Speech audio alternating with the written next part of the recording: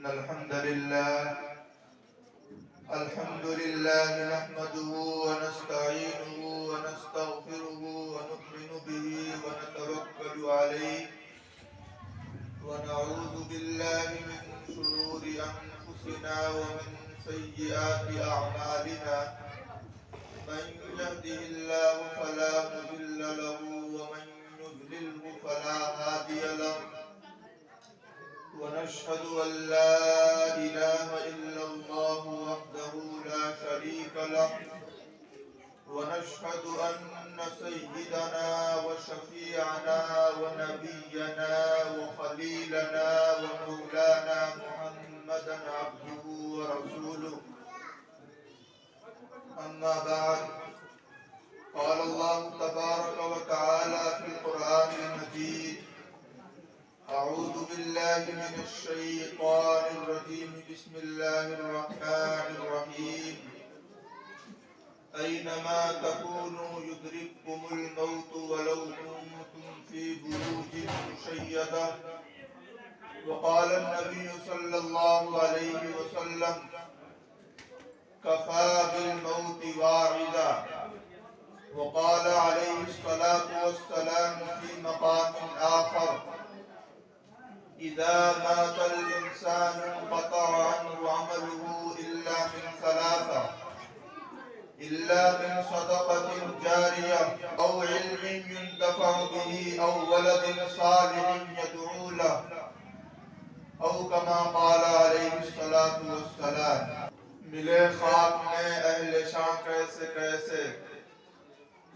زمین کھا گئی آسمان کیسے کیسے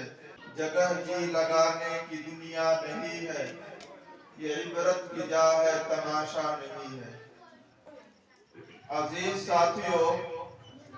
جب انسان دنیا کے اندر آتا ہے تو روتے ہوئے اس دنیا کے اندر آتا ہے گھر والے خاندان والے خوش ہوتے ہیں اپنی مسرت و شادمانی کا اظہار کرتے ہیں کہ گھر میں ایک بچہ پیدا ہوا ہے لیکن جو بچہ دنیا میں آتا ہے اس کی اپنی حالت یہ ہوتی کہ وہ روتے ہوئے دنیا کے اندر آتا ہے انسان دنیا کے اندر روتے ہوئے آیا ہے اور جو انسان دنیا کے اندر آیا ہے اسے اس بات کو ماننا ہی پڑے گا کہ وہ اس دنیا کے اندر ہمیشہ رہنے کے لیے نہیں آیا ہے ہم اور آپ اپنی آنکھوں سے جن چیزوں کو دیکھتے ہیں یہ ساری چیزیں فنا ہونے والی ہے یہ ساری چیزیں ختم ہونے والی ہے ان ساری چیزوں کو اللہ رب العزت نے پیدا کیا ہے یہ چیزیں ہمیشہ رہنے والی نہیں ہیں ان کے اندر دوام اور بقا نہیں ہے اگر آسمان کی رفعت و بلندی ہے تو آسمان ہمیشہ رہنے والا نہیں ہے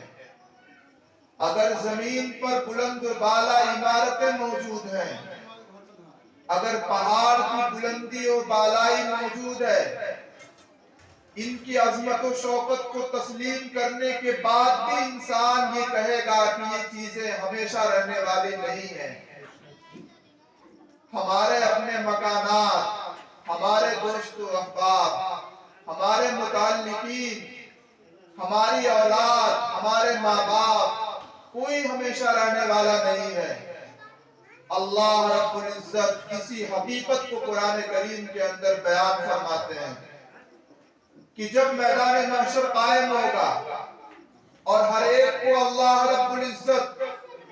موت کا مزہ چکھا دیں گے ہر ایک مر چکا ہوگا اللہ رب العزت کے عرش کو اٹھانے والے جو فرشتے ہیں جنہیں حملۃ العرش کہا جاتا ہے وہ فرشتوں کو بھی حکم ہوگا کہ یہ فرشتے بھی مر جائیں اللہ رب العزت ایسے موقع پر اعلان فرمائیں گے لمن الملک اليوم للہ الواحد القہار دنیا کے اندر شان و شوکت کے ساتھ اپنی زندگی گزارنے والوں اپنے مال و دولت پر اترانے والوں اپنے علم و شہرت پر گھمنڈ اور کبر کرنے والوں، اپنے عہدوں اور اپنی جائیدادوں پر اڑنے اور اکڑنے والوں، بتاؤ آج کس کی حکومت ہے؟ اللہ رب العزت کا جب یہ ارشاد ہوگا لمن الملک اليوم، تو اس کا جواب دینے والا بھی کوئی موجود نہیں ہوگا۔ مفسرین نے اس آیت کی تفسیر کے اندر لکھا ہے کہ اس کا جواب خود حق تعالی جل مجدہ ارشاد فرمائیں گے، اور فرمائیں گے للہ الواحد القہار، کہ بادشاہت، حکومت، سلطنت، کبریائی اور بڑائی صرف اور صرف اس ایک اللہ رب العزت کے لیے ہے، جو اللہ رب العزت قہار ہے۔ اس اللہ کے سوا کسی اور کے لیے کوئی بڑائی نہیں ہے۔ اس لیے ہماری اور آپ کی حقیقت یہ ہے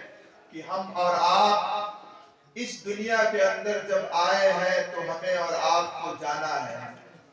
اور کوئی اس دنیا کے اندر ہمیشہ رہنے والا نہیں ہے۔ اللہ رب العزت کے برگزیدہ انبیاء کرام اس دنیا کے اندر تشریف لائے، اللہ رب العزت نے انہیں اپنا نمائندہ بنا کر دنیا کے اندر بھیجا، تمام لوگوں سے چن کر، منتخب فرما کر ان کو وحی کے لیے منتخب فرمایا، اپنا فرشتہ ان تک بھیجا، جو فرشتہ بارگاہ رب السمد سے ایک پیغام لے کر آ رہا ہے، وحی لے کر آ رہا ہے۔ ایسے برگزیدہ اور چنیدہ انبیاء کرام بھی اس دنیا کے اندر نہیں رہے، یہاں تک کہ ہمارے اور آپ کے نبی حضرت محمد مصطفیٰ صلی اللہ علیہ وسلم، جو خلاصہ کائنات ہیں، خلاصہ کائنات، وجہ کائنات، رحمت للعالمین، شفیع المذنبین، صلی اللہ تعالی علیہ وآلہ وسلم اس دنیا کے اندر تشریف لائے، اور اللہ رب العزت نے انہیں بھی اس دنیا سے اپنے پاس بلا لیا، اور دنیا والوں کو یہ بتلا دیا کہ جب میرا محبوب، جب میرا ایسا قریبی کہ جس تک میں جبریل امین کو بھیجا کرتا تھا، اور جن کے صدقے اور جن کی برکت سے ہم نے یہ دنیا بنائی ہے، اور حدیث قدسی کے اندر اللہ رب العزت ارشاد فرماتے ہیں، اگرچہ یہ الفاظ ثابت نہیں لیکن معنی کے اعتبار سے یہ حدیث بالکل صحیح اور درست ہے۔ اللہ رب العزت فرماتے ہیں لولاک لما خلقت الافلاک، کہ پیغمبر عربی صلی اللہ علیہ وسلم، اگر آپ کو دنیا میں بھیجنا مقدر نہ ہوتا، اگر آپ کی بعثت مقدر نہ ہوتی، اگر آپ کو دنیا میں مبعوث کرنا ہمارے پیش نظر نہیں ہوتا، تو پھر یہ آسمان، یہ زمین، یہ ستارے، یہ نظارے، یہ بہاریں کچھ نہیں ہوتے۔ آپ کی وجہ سے ہم نے آسمان کو بنایا ہے، زمین کو بنایا ہے، ساری چیزوں کو ہم نے آپ کے لیے بنایا ہے۔ اے محبوب، آپ کے صدقے اور آپ کی برکت سے یہ ساری چیزیں ہیں۔ وہ محبوب شفیع المذنبین، رحمت للعالمین صلی اللہ علیہ وسلم پر بھی ایک وقت ایسا آیا کہ اللہ رب العزت نے اس دار فانی سے انہیں اپنے پاس بلا لیا، اور اللہ رب العزت ایک موقع پر، احد کے موقع پر، جب مشرکین کی طرف سے یہ اعلان کیا گیا کہ محمد ابن عبداللہ کا انتقال ہو گیا، صحابہ کرام جو آپ صلی اللہ علیہ وسلم سے دل و جان سے زیادہ محبت کرتے تھے، ایسے صحابہ کرام پر گویا قیامت طاری ہو گئی، ہر ایک پریشان ہو گیا۔ اب کیا ہوگا؟ جنہیں دیکھ کر ہماری آنکھوں کو سکون ملتا تھا، جن کے پاس ہم جاتے تھے ہمارے دل قرار پاتے تھے، جن کے پاس ہر چیز کی دوا ملتی تھی، ایسا حکیم، ایسا رہبر، ایسا قائد اب ہمارے درمیان نہیں رہا، مرجھا گئے، پریشان ہو گئے۔ اللہ رب العزت نے ان صحابہ کرام کی جب تنبیہ فرمائی ہے تو قرآن کریم کے اندر فرمایا وما محمد الا رسول قد خلت من قبلہ الرسل، کہ محمد صلی اللہ علیہ وسلم اللہ کے رسول ہیں، اور اس سے پہلے بھی اللہ رب العزت کے جو رسول دنیا کے اندر آئے ہیں وہ رسول بھی اس دنیا سے چلے گئے ہیں۔ افَإِن مَاتَ أَوْ قُتِلَ انقلبتم عَلَىٰ أَعْقَابِكُمْ، اللہ رب العزت فرماتے ہیں کہ کیا محمد صلی اللہ علیہ وسلم اگر اس دار فانی سے کوچ کر گئے، اگر اس دار فانی سے دار آخرت کی طرف رحلت فرما گئے تو کیا تم اپنے قدم کو پیچھے کر دو گے؟ کیا تم اپنے پیر کو پیچھے کر دو گے؟ کیا تم عزم و ارادہ جو حضور صلی اللہ علیہ وسلم کے سامنے تم نے کیا تھا، کیا اس قول و قرار سے تم مڑ جاؤ گے؟ ایسا نہیں ہے۔ چنانچہ جب حضور صلی اللہ علیہ وسلم اس دنیا سے تشریف لے گئے، ایسے موقع پر حضرت ابو بکر صدیق رضی اللہ تعالی عنہ جب منبر رسول پر کھڑے ہوتے ہیں تو قرآن پاک کی یہی آیت تلاوت فرماتے ہیں، اور صحابہ کرام فرماتے ہیں کہ ایسا محسوس ہوتا تھا کہ جیسے یہ آیت گویا آج ہی نازل ہوئی ہے۔ تو ہماری گزارش کا خلاصہ یہ ہے کہ جو بھی اس دنیا کے اندر آیا ہے اسے ایک نہ ایک دن جانا ہے۔ طے ہے کہ جو بھی اس دنیا کے اندر آنکھ کھولا ہے ایک دن اس کی آنکھیں بند ہوگی، جو بھی اس دنیا کے اندر سانس لے رہا ہے ایک دن سانسوں سے اس کا رشتہ ٹوٹ جائے گا۔ جب یہ بات طے ہے تو پھر ہمیں چاہیے کہ ہم اپنی زندگی اپنے آئیڈیل اور نمونہ حضرت محمد مصطفیٰ صلی اللہ علیہ وسلم کے طریقے کے مطابق گزاریں، تاکہ ان کی سیرت، ان کے اخلاق و کردار، ان کے عادات و اطوار کو اگر ہم اپنے لیے نمونہ بنا کر زندگی گزاریں تو جب ہم اور آپ یہاں سے جائیں اور دنیا سے جب ہم اور آپ آخرت کی طرف بڑھیں تو ہمارے لیے وہاں کی راہیں آسان ہو، مشکلات سے نجات کا ذریعہ ہو۔ لیکن غور کیجئے ہمارے طریقے سنت و شریعت سے بالکل دور ہیں۔ ہم اور آپ صرف نام کے مسلمان رہ گئے ہیں۔ دیکھ کر یہ فرق کرنا مشکل ہو جاتا ہے کہ کیا یہ کوئی مسلمان صاحب ہے یا کوئی غیر مسلم صاحب ہے۔ ایسی صورتحال میں ہم اور آپ زندگی گزار رہے ہیں۔ کیا انہی اعمال کے ساتھ ہم اپنے آقا اور اپنے مولا حضرت محمد صلی اللہ علیہ وسلم کے سامنے پیش ہونا چاہتے ہیں؟ یہ ہمارے اور آپ کے لیے غور کا مقام ہے۔ اگر ہم اور آپ اپنی زندگی کو بدلیں گے، اگر اپنی زندگی سنت و شریعت کے مطابق ڈھالیں گے تو پھر جب حضور پاک صلی اللہ علیہ وسلم سے ہمارا اور آپ کا سامنا ہوگا وہاں ہمیں رسوائیوں کا سامنا نہیں کرنا ہوگا، وہاں ہمارے سامنے پریشانیاں لاحق نہیں ہوں گی، بلکہ حضور صلی اللہ علیہ وسلم کہیں گے میرا عاشق، میرا محبوب، مجھ سے محبت کرنے والا میرا امتی، مرحبا تم آؤ، تم نے ہماری تعلیمات کے مطابق اپنی زندگی گزاری ہے، اب تمہیں یہاں کسی رسوائی اور کسی تکلیف کا کوئی سامنا نہیں کرنا ہوگا۔ ہم نے خطبے میں حضور پاک صلی اللہ علیہ وسلم کی 2 حدیث شریف تلاوت کی ہے اور پڑھی ہے۔ حضور صلی اللہ علیہ وسلم فرماتے ہیں پہلی حدیث شریف کے اندر کفا بالموت واعظا، کہ اگر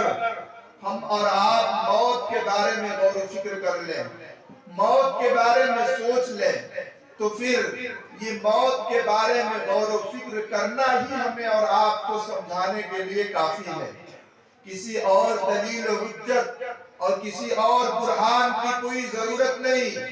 بلکہ موت کے بارے میں غور و فکر کرنے کے بعد انسان اپنی زندگی کے صبح و شام پر نظر ڈالے گا۔ وہ یہ سوچے گا کہ ہم اپنی زندگی کے صبح و شام میں کتنا جھوٹ بولتے ہیں، ہم کتنی رشوت لیتے ہیں، کتنے ناجائز کام کرتے ہیں، کتنی نمازیں چھوڑتے ہیں، رمضان کے مہینے میں ہم کتنے روزے چھوڑتے ہیں۔ وہ غور و فکر کرنے کے بعد دل میں ایک عزم اور ایک ارادے کے ساتھ اپنی غور و فکر کو ختم کرے گا کہ اللہ رب العزت میں آپ کی بارگاہ میں اس طرح آنا چاہتا ہوں کہ ہمارے ساتھ نیکیوں کا ایک ذخیرہ ہو، ہمارے گناہ بالکل نہ کے برابر ہو، اچھائیاں ہمارے سامنے ہو، اور ہم اس حال میں آپ سے ملاقات کرنا چاہتے ہیں۔ اس لیے ہمیں اور آپ کو موت کے بارے میں غور و فکر کرتے رہنا چاہیے۔ اللہ کے رسول صلی اللہ علیہ وسلم فرماتے ہیں اذا مات الانسان، کہ جب انسان مر جاتا ہے، انقطع عنہ عملہ، کہ اس کے عمل کا سلسلہ بند ہو جاتا ہے۔ دنیا میں جب تک انسان ہے، اگر نیکیاں کرنی ہے، نماز پڑھ رہا ہے، روزہ رکھ رہا ہے، تلاوت کر رہا ہے، اپنے محبوب حضرت محمد صلی اللہ علیہ وسلم پر درود شریف پڑھ رہا ہے، اپنے والدین، اپنے قریبی لوگ اور اپنے اعزاء و اقربا کے ساتھ اچھا سلوک اور اچھا برتاؤ کر رہا ہے، تو اس کے اعمال کا سلسلہ بڑھتا جا رہا ہے، نیکیوں کا نامہ اعمال میں اضافہ ہوتا جا رہا ہے۔ لیکن جب انسان مر جاتا ہے، پھر نیکیوں کا یہ رشتہ ختم ہو جاتا ہے، انقطع عنہ عملہ، کہ اس کے اعمال کا سلسلہ بند ہو جاتا ہے۔ فرماتے ہیں الا من ثلاثۃ، مگر تین ایسے خوش نصیب لوگ ہیں کہ جو اس دنیا سے تشریف لے جاتے ہیں، اس کے بعد بھی ان کی نیکیوں کا سلسلہ بند نہیں ہوتا، ان کی نیکیاں بڑھتی رہتی ہیں، ان کی نیکیوں میں اضافہ ہوتا رہتا ہے، نامہ اعمال میں نیکیاں درج کی جاتی ہیں۔ اب وہ کیسے تین خوش نصیب لوگ ہیں؟ ہمیں اور آپ کو انہی تین خوش نصیب لوگوں میں بننے کی کوشش کرنی چاہیے، اس لیے کہ ہماری زندگیاں محدود ہے اور کوئی نہیں جانتا کہ سانسوں کا یہ رشتہ کب ہمارے اور آپ کے جسم سے علیحدہ ہو جائے، کب یہ رشتہ ٹوٹ جائے، کب ہماری جان چلی جائے، کب ہم اپنے شاندار محلات اور اپنی شاندار عمارتوں کو چھوڑ کر قبر کے گڑھے میں چلے جائیں، یہ کوئی نہیں جانتا۔ اس لیے حضور پاک صلی اللہ علیہ وسلم اپنے ماننے والے لوگوں کو تین خوش نصیب لوگوں کے بارے میں یہ ارشاد فرماتے ہیں کہ یہ تین خوش نصیب لوگ ایسے ہیں جن کے دنیا سے جانے کے بعد بھی ان کے اعمال کا سلسلہ بڑھتا رہتا ہے، تاکہ حضور صلی اللہ علیہ وسلم کے ماننے والے لوگ ان تین لوگوں میں شامل ہونے کی کوشش کریں اور اپنی زندگی پر غور و فکر کریں، اور ان تین لوگوں میں شامل ہو کر دنیا میں جب تک رہیں ان کے اعمال کا سلسلہ بڑھتا ہی رہے، لیکن جب وہ دنیا سے جائیں پھر بھی ان کے اعمال کا سلسلہ بڑھتا رہے۔ فرماتے ہیں حضور پاک صلی اللہ علیہ وسلم الا من صدقۃ جاریہ، مگر صدقہ جاریہ سے کوئی ایسا خوش نصیب آدمی جو ایسا کام کر دے اس کے دنیا سے جانے کے بعد بھی اس کام سے لوگ فائدہ اٹھاتے ہو، نفع حاصل کرتے ہو۔ گاؤں میں کسی کا گھر نہیں ہے درست، کسی کے گھر سے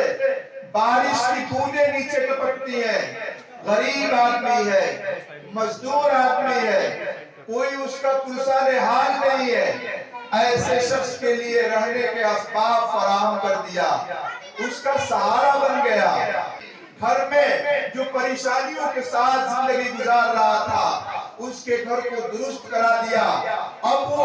اپنے انہی گھروں میں آسانی اور عافیت کے ساتھ زندگی گزار رہا ہے۔ پانی پینے کی پریشانی ہو رہی ہے، کنویں کھود دیا، نل نصب کرا دیا، نل لگوا دیا، موٹر اور ہینڈ پائپ لگوا دیا، اور اسی طرح کہیں اللہ رب العزت کے نام پر کوئی عمارت بنوائی جا رہی ہو، مسجد اور مدرسوں کی تعمیر کرائی جا رہی ہو، خانقاہوں کو بنایا جا رہا ہو، وہ اللہ کا بندہ مسجد اور مدرسے میں اپنے مال کو خرچ کر دیا، مسجد اور مدرسے کی تعمیر میں حصہ لے لیا، اور مسجدوں کے اندر قرآن پاک بھیج دیا، قرآن پاک پڑھنے والے بچوں کی کفالت کر لیا، اور اس کی کفالت کی وجہ سے وہ بچے حافظ قرآن ہو گئے۔ تو اللہ کے رسول صلی اللہ علیہ وسلم فرماتے ہیں کہ صدق الا من صدقۃ جاریہ، مگر صدقہ جاریہ کے ذریعے، یعنی صدقہ جاریہ کی برکت سے اللہ رب العزت جب اس دنیا سے جائے گا اس کے بعد بھی اس کی نیکیوں میں کمی نہیں کریں گے، نیکیوں کا سلسلہ بڑھتا رہے گا، اس کی نیکیوں کے ترازو میں اضافہ ہوتا رہے گا۔ پہلا خوش نصیب وہ جو صدقہ جاریہ کرے۔ اب اللہ کے رسول صلی اللہ علیہ وسلم ارشاد فرمائیے وہ دوسرا خوش نصیب کون ہے جو اس دنیا سے جائے گا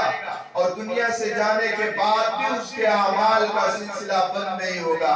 فرماتے ہیں او علم ينتفع به، کہ ایسا علم دنیا میں چھوڑ کر جائے جس علم سے نفع حاصل کیا جائے، جس علم سے فائدہ حاصل کیا جائے۔ دنیا میں اس کے پاس قرآن پاک کا علم تھا،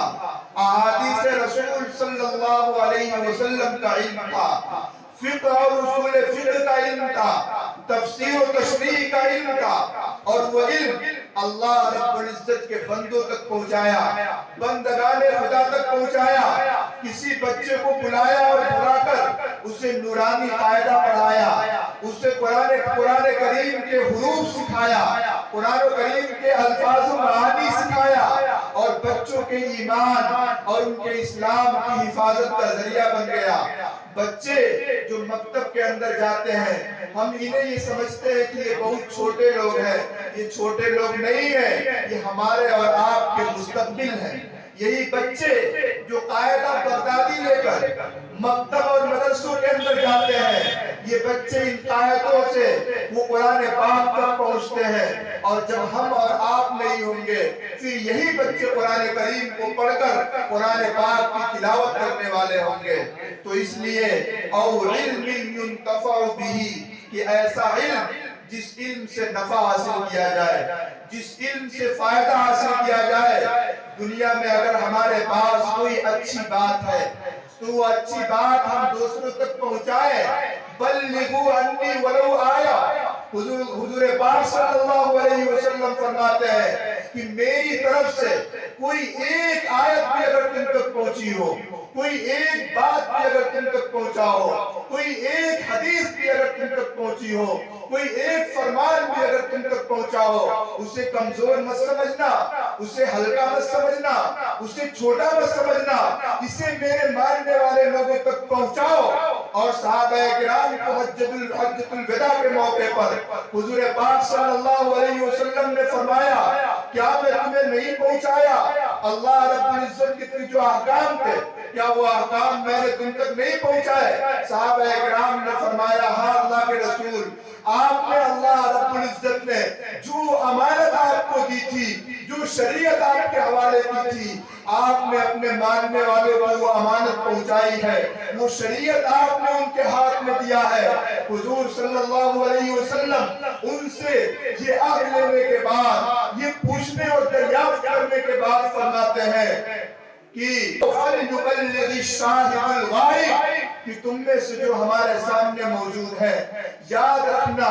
آج تمہاری یہ بابرکت آنکھیں ہماری زیارت کر رہی ہیں، کل ایسے لوگ بھی آئیں گے کہ جن کی آنکھیں اور جن کی آنکھوں نے ہماری زیارت نہیں کی ہوگی۔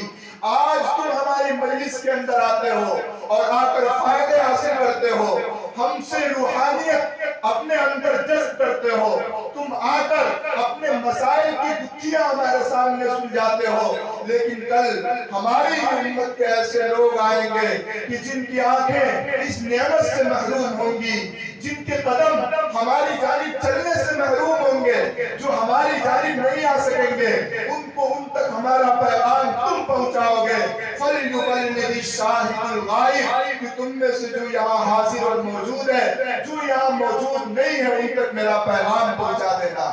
یہ پیغام پہنچانا کیا ہے؟ یہ پیغام پہنچانا حضور صلی اللہ علیہ وسلم کی طرف سے ہمیں اور آپ کو جو امانت اور جو ذمہ داری ملی ہے، اپنی اس امانت کی ادائیگی ہے۔ حضور صلی اللہ علیہ وسلم فرماتے ہیں دوسرا وہ خوش نصیب آدمی کہ جس کو اللہ رب العزت نے علم دیا ہو اور وہ اپنے علم کے ذریعے دوسروں کو نفع پہنچاتا ہو، دوسروں کو فائدہ پہنچاتا ہو، او علم ينتفع به، کہ ایسا علم جس علم سے نفع حاصل کیا جائے وہ علم اپنے ماننے والے لوگوں تک پہنچانے والا شخص بھی جب اس دنیا سے جائے گا اور اس کے علم سے جب تک فائدہ حاصل کیا جائے گا وہ اس دنیا سے تو چلا جائے گا لیکن اس کے اعمال کا سلسلہ بند نہیں ہوگا۔ صحابہ کرام نے حضور پاک صلی اللہ علیہ وسلم کی اس بات پر اتنا عمل کیا کہ جب حضور صلی اللہ علیہ وسلم اس دار فانی سے دار آخرت کی طرف کوچ کر گئے، آپ علیہ السلام اللہ رب العزت کے حضور تشریف لے گئے، صحابہ کرام نے مدینہ کی بابرکت وادی کو چھوڑ دیا، کوئی سندھ کے علاقوں میں جاتا ہے، کوئی مصر کے علاقوں میں جاتا ہے، کوئی شام کے علاقوں میں جاتا ہے، کوئی دجلہ کے کنارے جاتا ہے، کوئی فرات کے کنارے جاتا ہے، کوئی نیل کے کنارے جاتا ہے، الگ الگ علاقوں میں جا کر صحابہ کرام حضور صلی اللہ علیہ وسلم کی طرف سے حاصل کیے ہوئے اس علم کو پہنچاتے ہیں۔ آپ بھی ابھی کچھ دنوں پہلے ایک صاحب ایک ایسے جزیرے میں گئے تھے کہ جس جزیرے کے ارد گرد چاروں طرف بالکل پانی اور بہت چھوٹا اور بہت مختصر جزیرہ تھا۔ اس جزیرے میں جب وہ تشریف لے گئے تو وہاں کے لوگوں سے معلوم کیا اور کہا کہ ایسا لگتا ہے کہ شاید اس جزیرے میں پہلی دفعہ آیا ہوں گا یا مجھ سے پہلے قریب کے زمانوں میں جس زمانے میں ہوائی جہاز کی ایجاد ہو رہی ہے اس زمانے میں ہی کوئی مبلغ اور کوئی دین کی تبلیغ کرنے والا، کوئی دین کا پیغام سنانے والا، کوئی مصطفیٰ صلی اللہ علیہ وسلم کا شیدائی اور دیوانہ آیا ہوگا۔ جہازوں کے بغیر تو شاید اس ان علاقوں کا سفر کرنا بھی مشکل ہوگا۔ لوگوں نے کہا کہ آپ کی غلط فہمی ہے، کل آپ کو صبح ہوتے ہی ایسی جگہ ہم لے کر چلیں گے جہاں حضور پاک صلی اللہ علیہ وسلم کے شاگرد صحابہ کرام کی قبریں موجود ہیں۔ وہ صاحب فرمانے لگے کہ جب میں نے صحابہ کرام کی قبریں ایسی جگہ پر دیکھی تو ہم نے کہا کہ حضور صلی اللہ علیہ وسلم کی طرف سے ملی ہوئی اس امانت کو صحابہ کرام نے امت تک کیسے پہنچایا ہے؟ ہمارے اور آپ کے تصورات سے بھی باہر ہے، ہم اور آپ اس کا اندازہ نہیں کر سکتے۔ حضور صلی اللہ علیہ وسلم فرماتے ہیں دوسرا وہ خوش نصیب آدمی کہ جس کے دنیا سے جانے کے بعد اس کی طرف سے پھیلائے ہوئے علم کے ذریعے، اس کی طرف سے جلائے ہوئے شمع کے ذریعے اور اس کی طرف سے قائم کردہ روشنی کے ذریعے لوگ فائدہ اٹھاتے ہو۔ ایسا خوش نصیب شخص بھی جب اس دنیا سے جاتا ہے تو اس کے اعمال کا سلسلہ بند نہیں ہوتا بلکہ اس کے اعمال کا سلسلہ بڑھتا رہتا ہے۔ اب تیسرا کون وہ خوش نصیب آدمی ہے کہ جس خوش نصیب آدمی کے دنیا سے جانے کے بعد بھی اس کے اعمال کا سلسلہ بند نہیں ہوتا۔ حضور پاک صلی اللہ علیہ وسلم ارشاد فرمائیے، رہنمائی فرمائیے، فرماتے ہیں ہمارے آقا وہ مولا سرکار مدینہ حضرت محمد مصطفیٰ صلی اللہ علیہ وسلم او ولد صالح یدعو لہ، کہ ایسا خوش نصیب آدمی جو اس دنیا سے جائے اور ایسی اولاد دنیا میں چھوڑ کر چلا جائے کہ جو اولاد اپنے والدین کے نام پر ایصال ثواب کریں۔ یہ باتیں کہتے ہوئے ہمارا دل پھٹ رہا ہے اور ہمارا سینہ جل رہا ہے کہ آج ہم اور آپ اس بات کی بالکل فکر نہیں کرتے اور اس بات کی بالکل کوشش نہیں کرتے کہ ہم دنیا سے اس حال میں جائیں کہ ہماری اولاد ہمارے نام پر ایصال ثواب کرنے والی ہو۔ حضور صلی اللہ علیہ وسلم فرماتے ہیں کہ اگر کوئی اولاد اپنے والدین کے نام پر ایصال ثواب کرتی ہے، قرآن پاک پڑھ کر بھیجتی ہے، نفل نمازیں پڑھ کر بھیجتی ہے، نفل روزے رکھ کر اپنے والد کے نام پر ایصال ثواب کرتی ہے، ایسے خوش نصیب شخص تک اس کے مرنے کے بعد بھی اس کے اعمال کا سلسلہ بڑھتا رہتا ہے اور اس کے اعمال کا سلسلہ فتنہ اور اس کے اعمال کے وزن میں اضافہ ہوتا جاتا ہے۔ لہذا ہمیں اور آپ کو اپنے سینے پر ہاتھ رکھ کر سوچنا چاہیے، غور کرنا چاہیے کہ کیا ہماری اور آپ کی زندگی اسی طرح گزر رہی ہے؟ کیا ہم نے اور آپ نے اپنے بچوں کی ایسی ہی تربیت کی ہے؟ ہم نے اور آپ نے اپنے بچوں کو ایسے ہی بنایا اور سنوارا ہے؟ ہمیں اور آپ کو اس پر غور کرنا چاہیے۔ ایک واقعہ کتابوں کے اندر مؤلفین نے لکھا ہے، مصنفین نے لکھا ہے کہ ایک شخص تھا، وہ اس دنیا سے اس حال میں گیا کہ اس کی بیوی حاملہ تھی، اس کی بیوی حاملہ تھی، اس کی کوئی اولاد موجود نہیں تھی۔ وہ اس دنیا سے جب گیا تو اس کے دنیا سے جانے کے بعد اس کی اہلیہ اور اس کی محترمہ جب سوئی تو خواب کے اندر دیکھتی ہے کہ ہمارا شوہر آگ کے اندر جل رہا ہے۔ یہ واقعہ صرف سنانے کے لیے نہیں، عمل کی نیت سے سننے اور سنانے کی کوشش ہونی چاہیے۔ اللہ رب العزت ہم سب کو عمل کرنے کی توفیق نصیب فرمائے۔ عمل سے زندگی بنتی ہے، جنت بھی جہنم بھی، یہ خاکی اپنی فطرت میں نہ نوری ہے نہ ناری ہے۔ تو اس لیے عمل کی نیت سے سننی چاہیے۔ جب وہ عورت اپنے شوہر کو اس حال میں دیکھتی ہے، خواب میں دیکھتی ہے کہ میرا شوہر آگ میں جل رہا ہے اور بہت پریشان حال ہے، بے قرار ہو جاتی ہے، بے چین ہو جاتی ہے، لیکن تڑپ کر بھی، پریشان بھی ہو کر وہ آخر کرے تو کیا کرے؟ کچھ کوشش کرتی ہے، کچھ نماز روزے اور کچھ تلاوت وغیرہ کر کے اس کے نام پر ایصال ثواب کرتی ہے۔ اور اس کے بعد جس طرح ہر انسان بڑے بڑے حادثوں کو بھی ایک نہ ایک دن بھول جاتا ہے، بڑی بڑی مصیبتوں کو بھی ایک نہ ایک دن نظر انداز کر دیتا ہے، اور اللہ رب العزت نے انسان کی فطرت ہی ایسی بنائی ہے کہ اس کے اندر بھولنے کا ایک مادہ اللہ رب العزت نے رکھا ہے کہ جب وہ خوشی کے موقع پر جاتا ہے تو اس کے غم اسے یاد نہیں رہتے، جب غمی کے مرحلے میں وہ جب قدم رکھتا ہے تو اس کی خوشی کے لمحات اسے یاد نہیں رہتے۔ تو اللہ رب العزت نے انسان کے اندر بھولنے کا مادہ رکھا ہے۔ بہرحال وہ عورت خواب دیکھتی ہے کہ میرا شوہر آگ میں جل رہا ہے، وہ عورت پریشان ہو جاتی ہے، بے قرار ہو جاتی ہے، لیکن کرے بھی تو کیا کرے؟ یہ ہماری آواز جن ماں اور بہنوں تک پہنچ رہی ہو، میں ان سے بھی یہ درخواست کرتا ہوں کہ بہت غور کے ساتھ آپ اس واقعے کو سنیے گا۔ وہ عورت کچھ دنوں کے بعد اپنا حمل جنتی ہے۔ اللہ رب العزت کا کرم کہ اس کے گھر ایک بیٹا پیدا ہوتا ہے۔ وہ بیٹا دھیرے دھیرے بڑا ہوتا ہے اور وہ عورت اس بچے کو مکتب میں داخل کرتی ہے، مکتب میں بھیجتی ہے،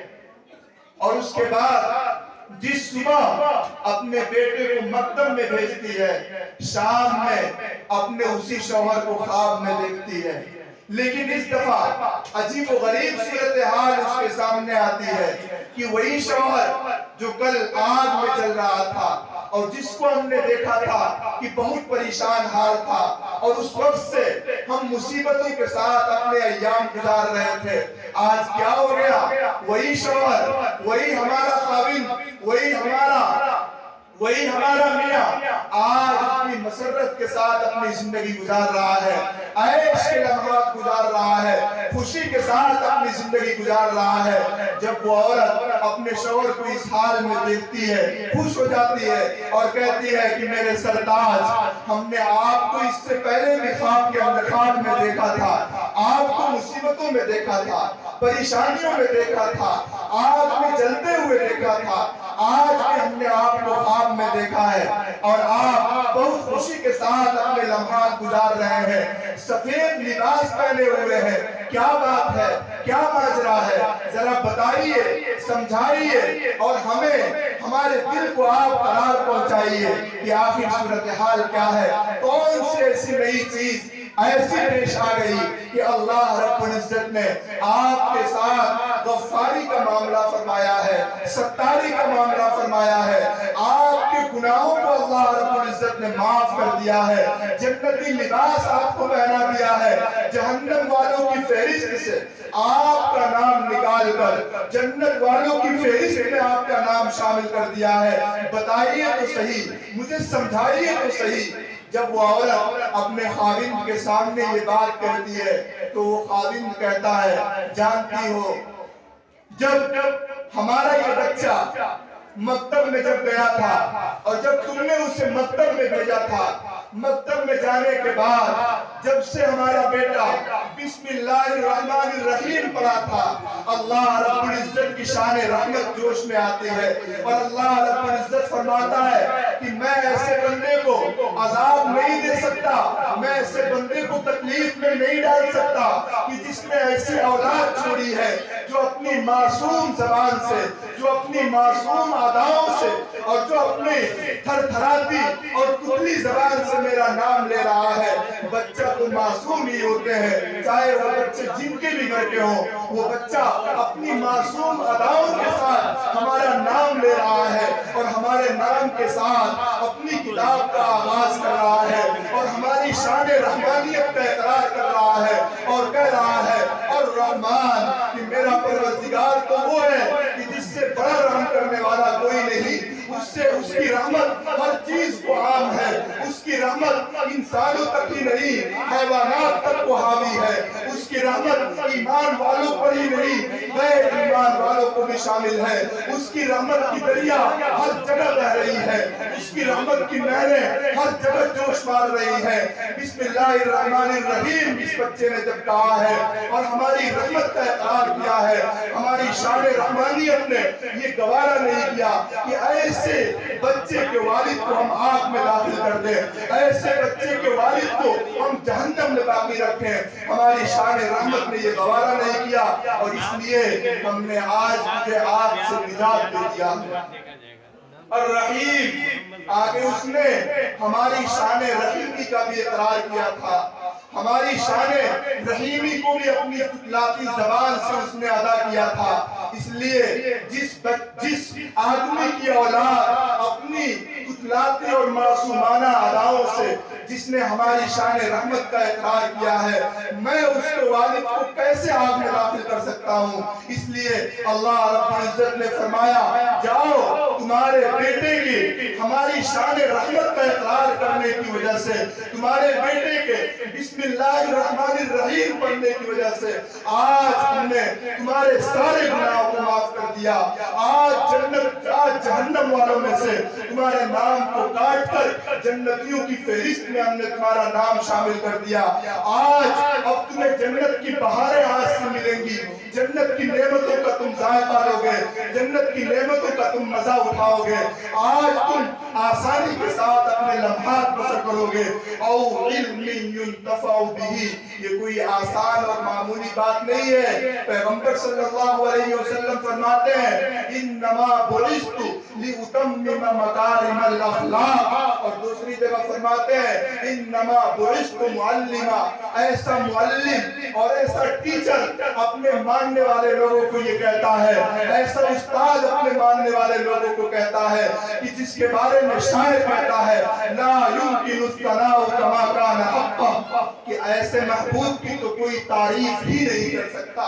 जिस तरह उनकी तारीफ का हक है कोई उनकी तारीफ नहीं कर सकता। शायरों ने जब तारीफ करने की कोशिश की, उनके कलम टूट गए। जब उलमा ने उनकी तारीफ करने की कोशिश की, उनकी फसाहत और बलागत हैरान और आजिज हो गई। और शायर कहता है, बार अज खुदा बुजुर्ग तू ही इसका मुख्तसर, कि अल्लाह के रसूल बस मैं इतना ही कह सकता हूँ कि अल्लाह रब्बुल इज्जत की जात के बाद अगर किसी जात का मकाम और मर्तबा है तो वो आप ही की जात है। आपके बराबर किसी और मखलूक का कोई मकाम और मर्तबा नहीं है, आपसे ऊपर बस खालिक है, कोई मखलूक नहीं है। ऐसा नबी हमें और आपको कह रहा है। और इल्मिन युंतफउ बिही, कि दुनिया से जाने वाला अगर ऐसा इल्म अपने पीछे छोड़ कर जा रहा है, जिस इल्म से नफा हासिल किया जा रहा है, जिस इल्म से फायदा हासिल किया जा रहा है, वो दुनिया से तो चला गया,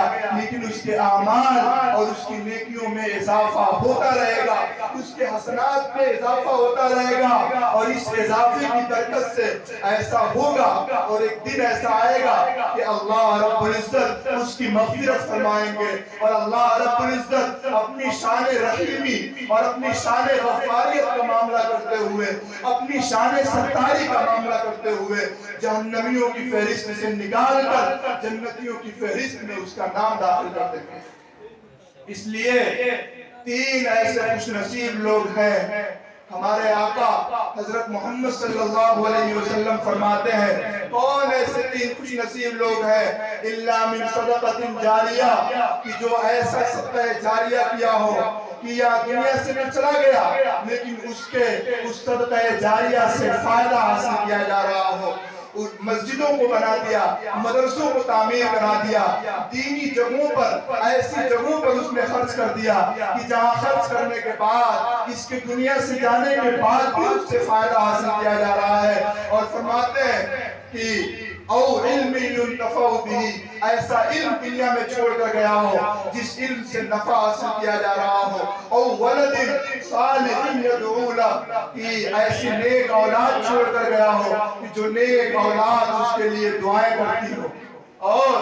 मुहद्दिसीन ने इस हदीस शरीफ की तशरीह के अंदर एक बहुत अजीब व गरीब बात लिखी है, और बहुत कीमती और बहुत इल्मी नुक्ता है। मुहद्दिसीन ने लिखा है कि अगर कोई शख्स दुनिया से ऐसी औलाद छोड़ कर गया हो